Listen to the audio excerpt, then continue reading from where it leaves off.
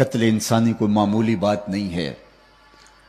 آج میں اور آپ دیکھیں کہ ہمارے دیہاتوں کا کلچر جس طرح بن گیا ہوا ہے، ہلا شیری دے دیتے ہیں، آدھے جملے سے بھی مدد کی تو کہاں قیامت کے دن دو آنکھوں کے درمیان لکھا جائے گا کہ یہ اللہ کی رحمت سے مایوس شخص ہے، اور قیامت کے دن سب سے پہلا فیصلہ قتل کا ہوگا۔ اور قتل میں بھی ترجیحاً ان کا قتل سامنے جن کے لیے نہ کسی نے آنسو بہائے، نہ کسی نے موم بتیاں جلائیں، ان کی سسکیاں آہیں چیخیں ریت میں دب گئیں۔ وہ معصوم بچیوں کا معاملہ سب سے پہلے لایا جائے گا۔ قرآن پڑھیے، وَإِذَا الْمَوْءُودَةُ سُئِلَتْ بِأَيِّ ذَنبٍ قُتِلَتْ۔ قیامت کے دن اللہ ان بچیوں کو اٹھائے گا، کٹہرے میں کھڑا کرے گا ان کے ظالم باپوں کو، اور پوچھا جائے گا بِأَيِّ ذَنبٍ قُتِلَتْ، ان کا کیا جرم تھا کہ انہیں قتل کیا گیا۔ اب ان کے ظالم باپ کٹہرے میں کھڑے ہیں، محرکات جرم مجرم سے پوچھے جاتے ہیں، تو مجرم تو کھڑے ہیں، دنیا کی عدالتوں میں یہی ہوتا ہے، لیکن ان سے کیوں نہیں پوچھا جا رہا؟ بچیوں کو تو پتہ ہی نہیں ہمیں قتل کیوں کیا گیا۔ آنکھ کھلنے نہیں پائی تھی کہ بند کر دی گئی، شعور سنبھلنے نہیں پایا تھا، زندگی نوچ لی گئی، زبان بولنے نہیں پائی تھی کہ زندگی سلب کر لی گئی۔ انہیں تو پتہ ہی نہیں ہے کہ ہمارا قصور کیا تھا۔ ظالم باپ کھڑے ہیں کٹہرے میں، انہیں پوچھا جائے کہ تم نے یہ قیامت کیوں ڈھائی، تم نے یہ غضب کیوں ڈھایا، لیکن ان سے نہیں پوچھا جا رہا۔ تو علماء نے کہا کہ بیٹیوں کا قتل اتنا گھنونا جرم ہے کہ اللہ ان کے ظالم باپوں سے بات کرنا بھی گوارا نہیں کرتا، حالانکہ یہ خطاب عتاب ہوتا ہے، لیکن وہ اس قابل بھی نہیں ہے۔ اب آپ کی اگر توجہ ہو، جس معاشرے میں بیٹیوں کو قتل کرنا فخر سمجھا جاتا تھا اور زندہ درگور کرنا عزت سمجھا جاتا تھا، اس معاشرے میں ایک آواز اٹھتی ہے جو شرق سے لے کر غرب تک، شمال سے لے کر جنوب تک سنی جاتی ہے۔ وہ آواز آپ نے بھی سنی ہے، وہ آواز میں نے بھی سنی ہے۔ بہت ساروں کو وہ عربی الفاظ کے ساتھ وہ لفظ یاد ہوں گے۔ جب بیٹیوں کو زندہ درگور کر کے پورا معاشرہ فخر کر رہا تھا، اس دور میں ایک عالی مرتبت باپ کی آواز اٹھتی ہے، لوگوں سن لو، میری فاطمہ میرے جگر کا ٹکڑا ہے۔ یہ صرف کلمہ محبت ہی نہیں تھا، یہ کلمہ جہاد تھا اس جاہلانہ معاشرے کے اندر، کہ میری فاطمہ میرے جگر کا ٹکڑا ہے۔ اور سیدہ پاک سلام اللہ علیہا جب حضور کو ملنے آتی ہیں، حضور اٹھ کے استقبال کرتے ہیں۔ فَأَجْلَسَهَا فِي مَجْلَسِهِ، بخاری پڑھیے، حضور اپنی مسند کے اوپر بٹھاتے دنیا کو بتایا کہ بیٹی کس مقام پہ ہوتی ہے۔ میں اور جو اللہ کی رضا کے لیے دو بیٹیاں اللہ کی رضا کے لیے ان کو پروان چڑھائے، یا دو بہنوں کو پروان چڑھائے، پھر ان کا نکاح کر دے، قیامت کے دن وہ اس طرح میرے نیڑے ہوگا جس طرح یہ دو انگلیاں ہوتی ہیں۔ ایک صاحب مجلس سے اٹھے، کہا حضور جس کی دو بیٹیاں نہ ہوں، ایک بیٹی ہو، فرمایا اس کو بھی یہ اعزاز ملے گا۔ ذرا دیکھیے کہاں بیٹیاں زندہ درگور ہوتی ہیں، اور کہاں ایک بیٹی والا سوچ رہا ہے کاش کہ میری بھی دو بیٹیاں ہوتی۔ یہ پیار کس نے دیا؟ بیٹیوں کے لیے محبت کس نے دی؟ میں نے اپنے شہر کی کلاتھ مارکیٹ میں ایک بوڑھے شخص کو جھکی ہوئی کمر پہ بورے لاد کے جاتے ہوئے دیکھا، تو میں نے کہا کہ آپ بوڑھے ہو گئے ہیں تو کام کیوں نہیں چھوڑ دیتے؟ تو مجھے اس کا لہجہ کبھی نہیں بھولا۔ اس نے کہا حضرت میری ایک بیٹی رہتی ہے جس کی ابھی میں نے شادی کرنی ہے۔ میں سوچ میں ڈوب گیا کہ یہ باپ تو زندہ درگور کرتا تھا، آج یہ جھکی ہوئی کمر پہ بوریاں لاد کے مزدوری کر رہا ہے۔ یہ بھائی تو کاٹ دیتا تھا کل میرا کوئی بہنوئی نہ کہلائے، آج یہ فیکٹری میں اوور ٹائم لگا رہے ہیں۔ یہ باپ پردیس کاٹ رہا ہے کہ میں نے بیٹیوں کے ہاتھ پیلے کرتے ہیں۔ باپ کے کلیجے میں بیٹی کا پیار کس نے ڈالا؟ جواب آئے گا میلاد والے رسول نے۔ تو ساری زندگی بھی حق کے شکر ادا نہ کر پائیں، اگرچہ ساری زندگی ان کے نام لگا دیں۔ تو یہ زندگی کا نور تھا۔ آپ جانتے ہیں کہ غلام کے ساتھ جو سلوک ہوتا تھا، اور غلام کی کیا زندگی ہوتی ہے؟ غلام آقا کا جوتا دھوپ سے اٹھا کے چھاؤں میں رکھ دے تو آقا اس پہ بھی کوڑے مارتا ہے کہ تو نے میرا جوتا پوچھے بغیر چھوا کیوں ہے؟ تیری اوقات کیسے ہوئی کہ تو نے میرے جوتے کو میرے اذن کے بغیر چھوا ہو؟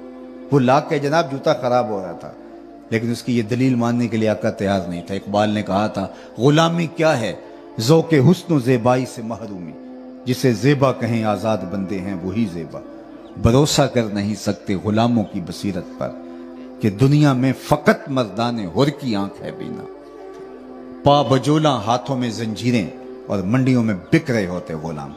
ایک زمانے میں زنزیبار کے اندر میں اس جگہ پہ گیا جہاں پورے افریقہ سے غلام لا کر کے وہاں باندھے جاتے، چھوٹا سے جزیرہ ہے۔ تو اب وہاں غلام تو نہیں ہے، لیکن آج بھی جا کے وہاں رونگٹے کھڑے ہو جاتے ہیں حساس لوگوں کے کہ یہ وہ جگہ ہے، پاؤں میں بیڑیاں ڈال دی جاتی، ہاتھوں میں زنجیریں، اور وہاں غلام زنجیروں میں پرو کے رکھ دیے جاتے، اور پھر کشتیاں بھر بھر کے دنیا پر سپلائی کیا جاتا، اور پھر غلام جس طرح بکتے۔ آپ نے منڈی مویشیاں میں جانور بکتے ہوئے تو دیکھے ہوں گے، ان کی کمر ٹٹول کر کے دیکھا جاتا ہے کہ اس کا وزن کتنا ہے، اور دانت کھول کر کے، منہ کھول کے دیکھا جاتا ہے کہ اس کی عمر کیا ہے۔ یہی انسانوں کے ساتھ ہوتا، چھوٹے چھوٹے چبوتروں پر کھڑے کر دیے جاتے بردے اور کنیزیں، اور پھر لوگ آتے ان کی کمر پہ بوجھ لاد کر کے ان کو چلا کے دیکھتے کہ اس کتنا وزن اٹھا سکتا ہے، اس حساب سے اس کی بولی دی جائے۔ اور تاریخ پڑھی، اتنے دردناک مناظر ہوتے، دو سکے بھائی غلام بن کے بکنے آئے ہوتے، پھر دو الگ الگ لوگ اس کو خرید لیتے، ایک شرق کو لے کے جا رہا ہے، غرب کو لے کے جا رہا ہے، پھر وہ ایک دوسرے کو پلٹ پلٹ کے دیکھ رہے ہوتے۔ یہ منظر بھی تاریخ نے دیکھا کہ ماں کنیز بن کے بکنے کے لیے کھڑی ہے اور بیٹا غلام بن کے بکنے کے لیے کھڑا ہے۔ کتنی دردناک کیفیت ہے۔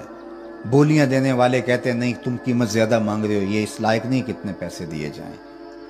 جوان بیٹے کے سامنے ماں کی بولی لگ رہی ہے، ماں کے سامنے بیٹے کی بولیاں لگ رہی ہیں۔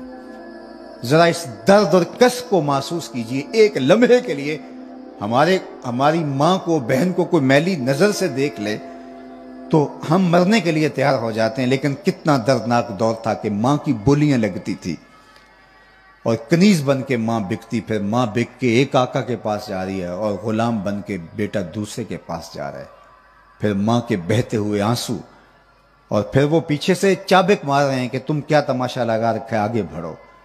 غلام یوں بکتے تھے اور دنیا کی منڈی میں، لیکن آپ نے سنا حضور علیہ السلام تشریف لائے، ابو لہب کی لونڈی سویبہ نے جا کے کہا کہ تیرے مرحوم بھائی کے گھر بیٹا ہوا ہے، تو اس نے کیا کہا کہ جا تو آزاد ہے، تو پھر اس کو اس کا فائدہ ہوا۔ لیکن میں جو آپ کے سامنے مضمون رکھنا چاہتا ہوں وہ یہ کہ حضور نے صحن قائم، عثمان غنی رضی اللہ تعالیٰ عنہ جمعہ بعد میں پڑھنے جاتے تھے، پہلے جمعہ سے غلام آزاد کرتے تھے۔ حضرت عبد الرحمن بن عوف رضی اللہ تعالیٰ عنہ صحابہ میں سب سے امیر ہیں، انہوں نے زندگی میں 30,000 غلام آزاد کیے، ترغیب دی کافر غلام آزاد کرو، مسلمان غلام آزاد کرو۔ آج دنیا کے اوپر وہ غلامی موجود نہیں ہے، اور جب تک غلام موجود رہے کہا کہ جو خود کھاتے انہیں کھلاؤ، جو خود پہنتے انہیں پہناؤ۔ غلام آقا کا جوتا دھوپ سے اٹھا کے چھاؤں میں رکھتے، غلام آقا اس پہ بھی کوڑے مارے، لیکن ذرا منظر بدلا ہوا دیکھیے، حضور معراج سے واپس پلٹتے ہیں اور بلال حبشی کو بلا کے کہا تو کون سا نیک عمل کرتا ہے، میں نے جنت میں تیرے قدموں کی آہٹ سنی ہے۔ کیا خیال ہے دور غلامی کی ساری تھکن اتر نہیں گئی ہوگی؟ جو غلام آقا کا جوتا بھی اذن کے بغیر نہ چھو سکے، اس کو دو جہاں کا امام کہہ رہا ہے، دو جہاں کا آقا کہہ رہا ہے بلال میں تیرے قدموں کی آہٹ کو جنت میں سنتا رہا ہوں۔ یہ تھا وہ حضور کا لایا ہوا نظام حیات، حضور کا لایا ہوا نظام شریعت، یہ تھا وہ حقیقی انقلاب، یہ تھی وہ حقیقی تبدیلی، یہ تھا وہ نظام معاشرت، یہ تھا کائنات کو امن، نور، روشنی، اجالے دینا۔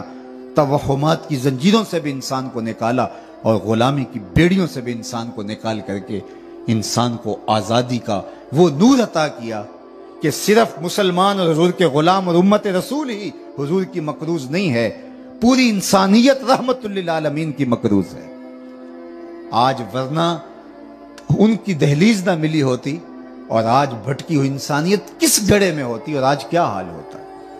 تو یہ ساری عزتیں اسی دہلیز سے ملنی ہیں، تو پھر کیا مجھے بتاؤ کہ ایک دن کا محفل میلاد کفایت کر جائے گا یا ایک رات کا جشن کفایت کر جائے گا؟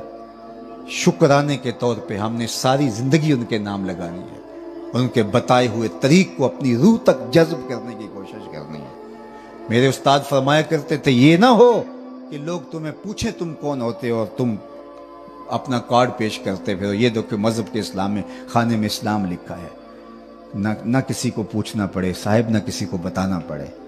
تمہارا وعدہ، تمہارا طرز زندگی، تمہارا انداز معاشرت، تمہارا بولا ہوا قول، تمہارا تولا ہوا، تمہارا ناپا ہوا، تمہاری وضع قطع، انداز حیات ایسا ہو تم دور سے چلے آ رہے ہو، لوگ پہچان کے کہیں کہ وہ دیکھو آقا کا غلام آ رہا ہے۔ اور صاحب یہ نہیں ہے کہ تم دور سے مسلمان لگو، قریب بھی آؤ تو پتہ چلے کہ مسلمان ہو۔ ये नहीं कि वो रिश्तेदारी को करके देखे, कोई कारोबार करके देखे, तो फिर पता चले कि ये ऊपर ऊपर से तो दाढ़ी का साइज तो बड़ा अच्छा था, पगड़ी तो बहुत खूबसूरत लग रही थी, लेकिन इससे रिश्तादारी करके देखा तो मेरी बेटी को इसने लौंडी बना के रख लिया घर में। क्या सलूक किया, क्या इस तरह रवैया किया। दूर भी जाओ तो फिर भी अच्छे लगो, करीब ही आओ तो फिर भी अच्छे लगो। यो ना कि दूर दूर से सोने मुसलमान लगते हो, लेकिन करीब आओ तो बड़े बड़े तल्ख और बड़े